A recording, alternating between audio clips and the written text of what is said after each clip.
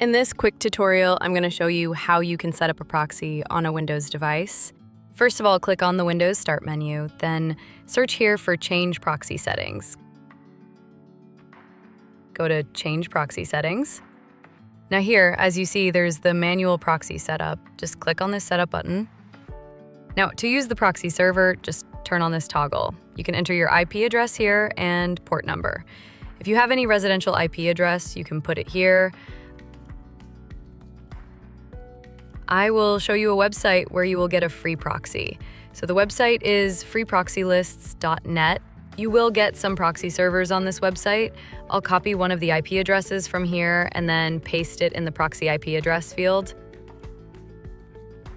Then I will copy the port number as well. After that, click on Save. Now the proxy setup is successfully done.